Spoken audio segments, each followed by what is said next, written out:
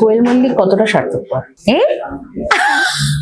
আমি ভীষণ স্বার্থপর, আমি ভীষণ স্বার্থপর। ঋষিকেশ বসু আর পাপিয়া বসুর 2 সন্তান। বাড়িটাকে ছেড়ে গেছি, স্মৃতিগুলোকে তো আর ছেড়ে যায়নি। তাহলে ওই বাড়ির স্মৃতিগুলোতে তোর মতো আমারও সমান অধিকার। খুব স্বার্থপরের মতো শোনাচ্ছে তোর কথাগুলো।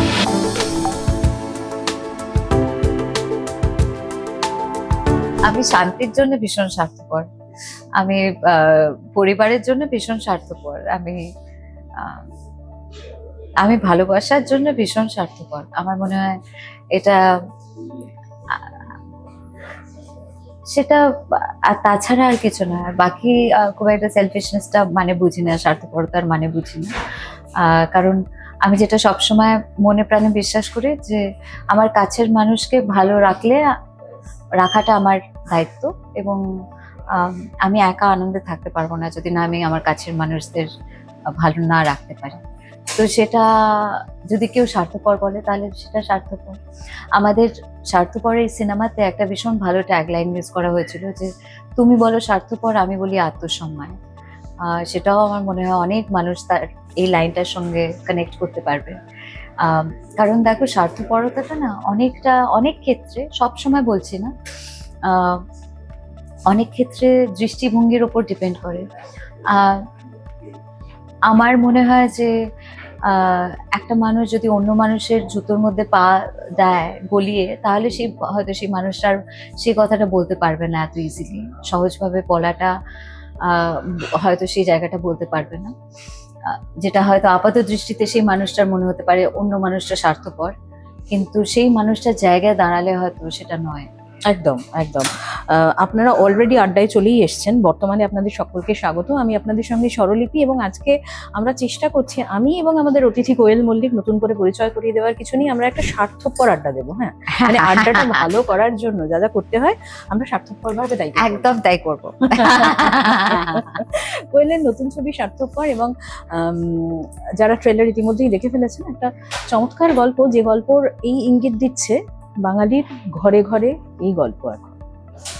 একদমই তাই, মানে ভীষণ সময় উপযোগী একটা গল্প গো, ভীষণ রেলেভেন্ট একটা সাবজেক্ট, এবং বাঙালির ঘরে ঘরে, শুধু বাঙালি কেন, আমার মনে হয় ভারতীয়দের ঘরে ঘরে এই গল্পটা।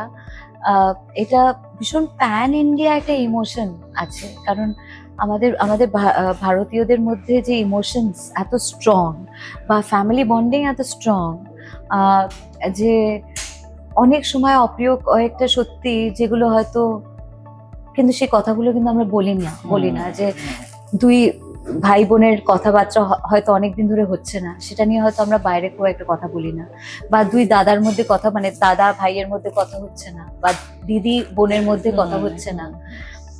এই যে সম্পর্কগুলো এত এত মিষ্টি সম্পর্ক, কারণ এটা ব্লাড রিলেশন। তো ব্লাড রিলেশন মানে হচ্ছে ছোট বয়স থেকে বড় হয়ে ওঠার সব জিনিসটা, মানে খেলনা থেকে শুরু করে, খাবার থেকে শুরু করে, জামা কাপড় থেকে শুরু করে, ভাই বোনেরা তো সবসময় সব জিনিসটা শেয়ার করছে না, সব জিনিসটাই শেয়ার করে, কিন্তু তারপরে একটা জায়গায় গিয়ে কি হলো যে ওদের মধ্যে এতটা মনোমালিন্য, এতটা ঝগড়াঝাটি। একদম। কোয়েল, তোমার মল্লিক বাড়ির মেয়ে তুমি, এবং তোমাদের যৌথ পরিবারের যে বন্ডিং, সেটা আমরা প্রত্যেক বছর দুর্গাপুজোর সময় দেখতেই পাই। কিন্তু তোমার বড় হওয়াটা, তুমি একমাত্র সন্তান বাবা মায়ের, তোমার বড় হওয়াটা খানিকটা একা একা অনুষ্ঠানে, উৎসবে সকলের সঙ্গে দেখা হওয়া, ভাই বোনেদের সঙ্গে দেখা হওয়া, এই যে এমন ছোটবেলা তুমি কাটিয়েছো, এখন এই যৌথ পরিবারের কনসেপ্ট অলমোস্ট নেই। হ্যাঁ, ছেলে মেয়েরা বড় হচ্ছে, একা একা বড় হচ্ছে তারা। তো এই যে স্বার্থপরতা, এটার বীজটা কি ছোটবেলা থেকেই তৈরি হয়ে যায়? মানে বাবা মাকে কতটা কেয়ারিং হতে হয়, কতটা বোঝাতে হয় যে তুমি একা বড় হলেও তুমি স্বার্থপর হলো না? এটা আমার মনে হয় এটা অনেকটা মা বাবার উপরে দায়িত্ব বর্তায় গো, কারণ এটা হচ্ছে না, ছেলে মেয়েদের শিক্ষা দেওয়া ওটা ভীষণ জরুরি। আমি জানি যে এখনকার দিনে সব মা বাবারাই কাজে ব্যস্ত, কিন্তু ছেলেমেয়েদের বড় করার যে মেন জায়গাটা, দেখো ছেলেমেয়েরা বড় হয়ে তারা কি হবে না হবে সেটা তো তাদের নিজেদের একটা ভাগ্য নিয়ে তারা জন্মায়, কিন্তু মা বাবাদের একটা একটা বেসিক দায়িত্ব এবং কর্তব্যের মধ্যে পড়ে যে ছেলেমেয়েকে ঠিকভাবে মানুষ করা, এবং ঠিকভাবে মানুষ করাটা ভীষণ প্রয়োজন, মানে জীবনের ক্ষেত্রে প্রয়োজন। এবং কারণ because they are the future of the world, এবং পৃথিবীর ফিউচার তারা, ভবিষ্যৎ তারা। তো সেখানে ছেলেমেয়েদেরকে সবসময় বোঝানো বা বলা যে তুমি একটু অন্য মানুষটার জায়গায় দাঁড়িয়ে তুমি কথাটা ভাবো, বোঝার চেষ্টা করো, তাহলে তারপরে তোমার যদি মনে হয় তুমি ঠিক বলছো তাহলে তারপরে বলো, বলার পরে ভেবো না, আগে ভাবো তারপরে বলো, কারণ সেটাও ভীষণ দরকার। ইররেসপন্সিবলি কথা বলা বা আচার আচরণ করার আমি ভীষণই বিমুখে, কারণ আমি সেটা আমার ধাতে নেই। আমার মনে হয় ভীষণ ইম্পর্টেন্ট যে একটা মানুষ যখন আচার আচরণ বা ব্যবহার তার, সে একটু ভেবে একটু রেসপন্সিবিলিটি নিয়ে তারপরে যদি করে তাহলে অনেকটা ইজি হয়ে যায় অনেক জিনিস। বা ইম্পালসিভলি যদি না করে, আমরা অনেক কিছুতে হঠাৎ করে রেগে গিয়ে একটা যা ইচ্ছে বলে দিলাম, তারপরে হয়তো অনুশোচনা করলাম, সেই কথাগুলো না বললেও পারতাম, এফেক্টের জন্য হয়তো অনেক সময় সেরকম অনেক মানুষের হয়। কিন্তু আমার মনে হয় সেই জায়গাটা যদি না করে, যদি সেই মানুষটা যদি আর একটু ভাবতো, একটু সময়টা নিত, তাহলে কি আবার ওরম ভাবে ব্যবহারটা করতো না। তো হ্যাঁ, তাই জন্য স্বার্থপরতার ব্যাপারটা আমাদের, যেহেতু আমি ভীষণ একটা একান্নবর্তী ফ্যামিলির মেয়ে, একটা বিশাল বড় জয়েন্ট ফ্যামিলির একটা মেয়ে, এবং সেই সদস্য হিসেবে আমার নিজেকে, আমার ভীষণই, আমার মনে হয় সে ভাগ্য আছে, যে ভাগ্য মানে যে এত মানুষের মাঝখানে বড় হলে যেটা একটা খুব নিজের থেকেই এসে যায়, সেটা হচ্ছে প্রত্যেকটা মানুষের ব্যাপারে ভাবা। আমার কাকিমা তো এরকমই, আমার জেঠিমা তো এরকমই, আমার জ্যাঠা তো এরকমই। বিভিন্ন মানুষ যে বিভিন্ন রকমের হতে পারে, সেটা একটা ছোট বয়স থেকে ভেবে বড় হওয়া, সেটা আমার মনে হয় সেটা খুব ন্যাচারালি হয়ে যায়। নিউক্লিয়ার ফ্যামিলিতে যেটা হয় সেটা হচ্ছে শুধু মা বাবা এরকম মা এরকম বাবা, ব্যাস, এই দুটো মানুষ ছাড়া আলাদাভাবে আর কারোর সঙ্গে অ্যাডজাস্টমেন্টের ব্যাপার হয় না। কিন্তু একান্নবর্তী পরিবারে থাকলে যেটা হয়, সবাইকার মধ্যেই একটা ভালোবাসা, সবাইকার মধ্যেই একটা দায়িত্ব, সবটাই ভালো রাখার একটা দায়িত্ব, এবং অ্যাট দ্য সেম টাইম একটা আন্ডারস্ট্যান্ডিং এর জায়গা। প্রত্যেকটা মানুষ যে আলাদা, সেইটাকেও রেসপেক্ট করা, যে সবাই আমার মতন হবে না, সবাই সে তার মতন হবে না, বিভিন্ন মানুষের বিভিন্ন চিন্তা ভাবনা থাকে, তো সেইটাকেও আমার মনে হয় জাজ করা উচিত না, রেসপেক্ট করা উচিত। রাইট। স্বার্থপর ছবিটা যে সময় তুমি করলে, সেই সময় তুমি 2 সন্তানের মা, কবির এবং কাব্যা। তাদের ভবিষ্যৎটা বোধহয় আমাদের থেকে অনেক কঠিন হবে, মানে আমরা যে পৃথিবীতে থাকছি আরো 10-15 বছর 20 বছর পর, সত্যি প্রত্যেকটা দিন তো স্ট্রাগল, প্রত্যেকটা দিনই তো আরো কঠিন হয়ে যাচ্ছে বেঁচে থাকাটা। মা হিসেবে ভয় হয় কোথাও? একদম নয়, কারণ জীবন আমার মনে হয় ভীষণ সুন্দর, আমরাই সেটাকে ভীষণ কমপ্লিকেট করি।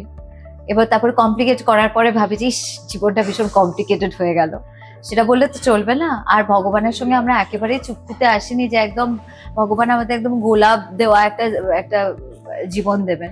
গোলাপের সঙ্গে কাঁটাও থাকবে, সেই কাঁটাটাকেও, গোলাপের যেরকম আমি এনজয় করব গোলাপের উপর হাঁটতে, কাঁটাটাকেও আমি ডেফিনেটলি একটা জায়গায়, আমার সেটা তো একটা শিক্ষা, যে কোন জায়গা থেকে আমাকে একটা শিক্ষা পেতে হবে। ভালোর থেকে বেশি আমার মনে হয় কঠিন, বা যে জিনিসগুলো আপাত দৃষ্টিতে কঠিন, সেখান থেকে তো একটা মানুষ আরো বেশি তাড়াতাড়ি ম্যাচিওর হয়, বড় হয়ে ওঠে। তো সেই জায়গা থেকে আমার মনে হয় যে আমি ফিউচারের ব্যাপারে আমি কখনো সেই চিন্তায় আমি কখনো ভুগিনি, কারণ আমার মনে হয় আমার বাবা মাদের এক রকমের জেনারেশনে বড় হয়েছে, আমাদের এক রকমের জেনারেশন, পরবর্তীকালে আমার ছেলেমেয়েরা এক রকমের চিন্তা ভাবনায় তারা বড় হবে, তাদের ইন্ডিভিজুয়ালিটিটা একদম অন্য রকমের হতে পারে। তো কিন্তু মা হিসেবে যেটা আমার শেখানো, সেটা ভীষণ ইমোশনালি স্ট্রং থাকা, কারণ পরিস্থিতি যাই আসতে পারে তোমার লাইফে, কিন্তু তার মধ্যে থেকে হাসি মুখে পজিটিভ থাকা, সেটাই হচ্ছে তোমার সব থেকে বড় চ্যালেঞ্জ, আর সেটাকেই তোমাকে নিতে হবে। সেটাই আমার মনে হয় সব থেকে বড় শিক্ষা, এবং সেটাই আমি করার চেষ্টা করি। আমার মনে হয় কাইন্ডনেসের থেকে বড় কোনো কিছু ভার্চিউ হতে পারে না, সেটা একটা। এবং তার সঙ্গে সঙ্গে যে জীবনে যাই আসুক না কেন, তোমাকে স্ট্রং থাকতে হবে, তোমাকে ইমোশনালি ভীষণ স্ট্রং থাকতে হবে, ওটা ডেফিনেটলি যতটুকু আমি আমার শেখানোর জায়গা থেকে শেখাচ্ছি। একদম। এই ছবিতে বাবা রয়েছেন, রঞ্জিত মল্লিক রয়েছেন, বাবা সেটে থাকা মানে কি এখনো একটু ভয় লাগে? আগে বাবা সেটে ভীষণ বেশি বাবা আমাকে বকতেন, আর সেটা কারণ ডেফিনেটলি আমি দিয়েছি বলেই বকতেন, এমনি এমনি তো কখনো বকুনি, এমনি এমনি তো খাবো না। কিন্তু আমার মনে আছে বাবাকে বকার সময়, বাবা যখন বকতেন আমাকে, তখন আমি বাবাকে, বাবা প্লিজ মেকআপ রুমে বকো, বাবা এখানে নয়, এরকম করে চাপা গলায় আমি বাবাকে বলতাম। কিন্তু সেটা এই এই সিনেমার ক্ষেত্রে হয়নি, থ্যাংক গড। এই সিনেমার ক্ষেত্রে হয়নি, হয়তো সেই সুযোগটাই দিইনি বাবার, মানে বাবা বুঝেছেন যে হ্যাঁ মেয়ে এখন বড় হয়ে গেছে, হয়তো ফাইনালি দুটো বাচ্চার মা যখন হয়েছে, বড় তো হয়েছে। তো কিন্তু হ্যাঁ যেটা হয়েছে সেটা হচ্ছে এই এই ক্ষেত্রে আমার সঙ্গে বাবার যে ইকুয়েশনটা না, এই প্রথমবার জিকে লাহার কাছে অপর্ণা ঘোষাল যায়।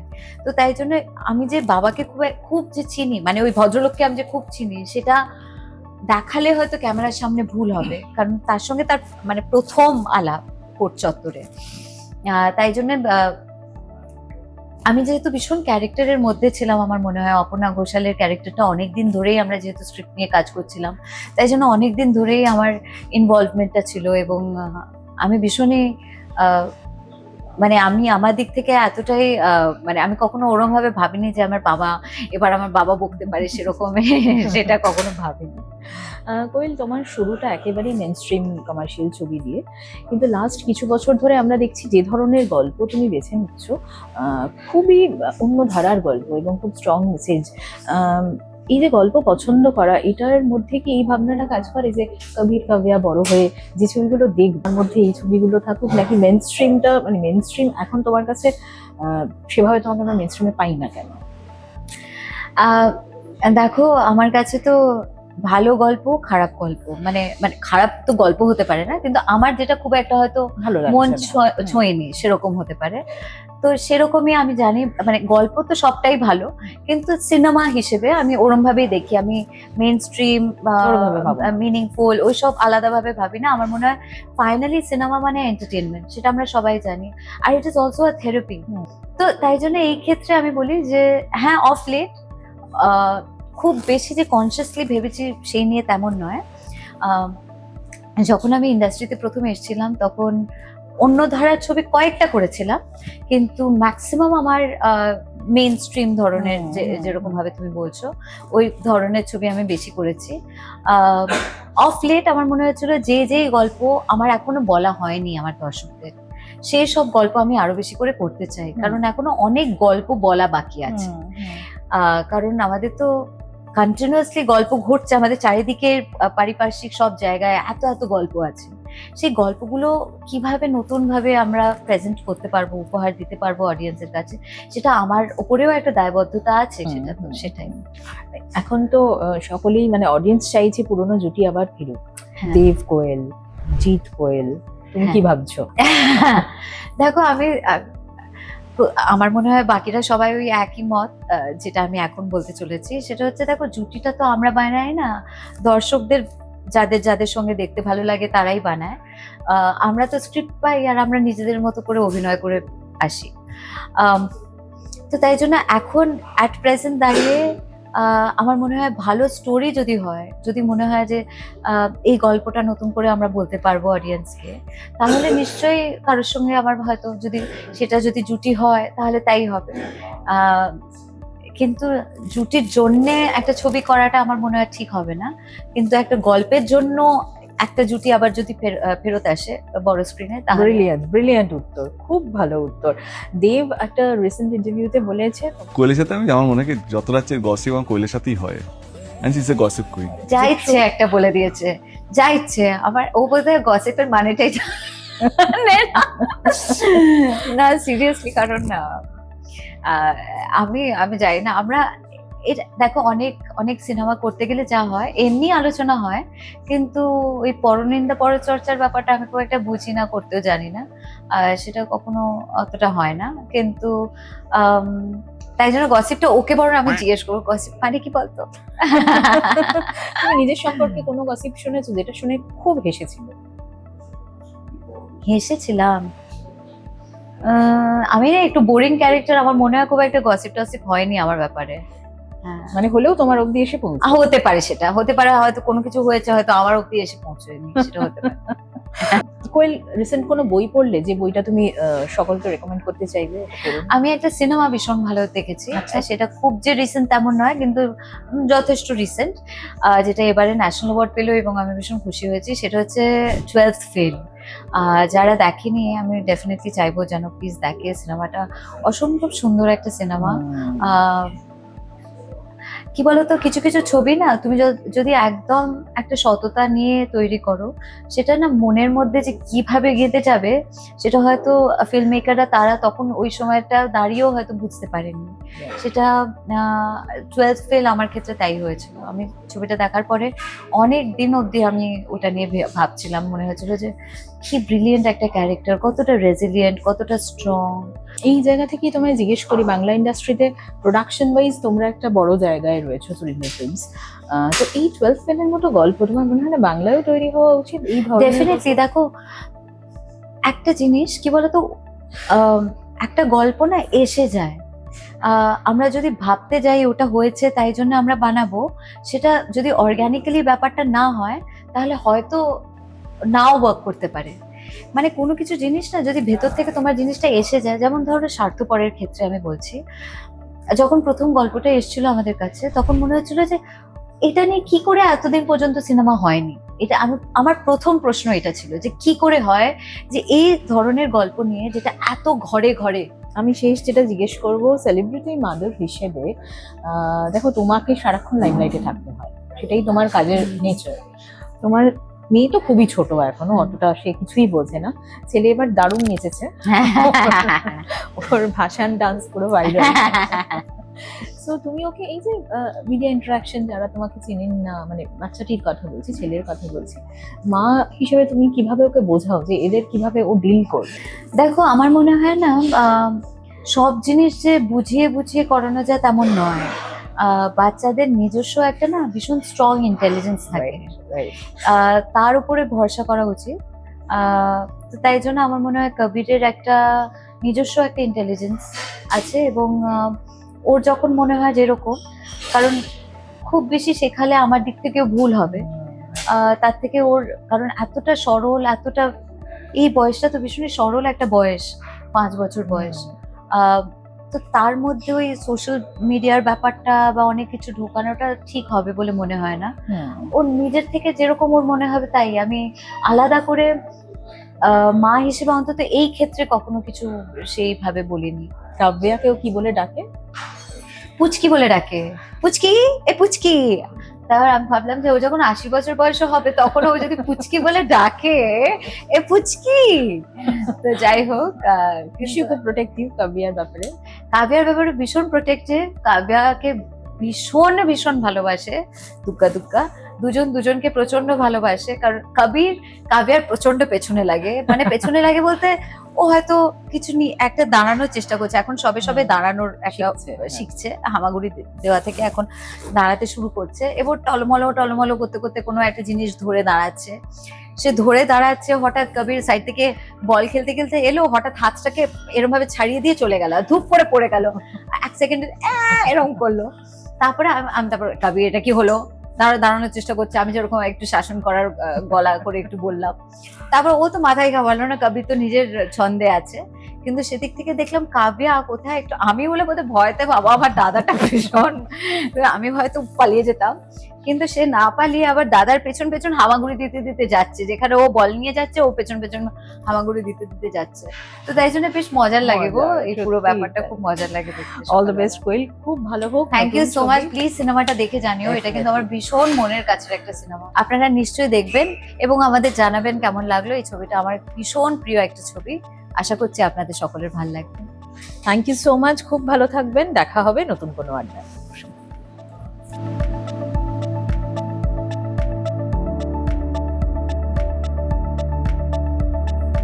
ফলো করুন বর্তমান।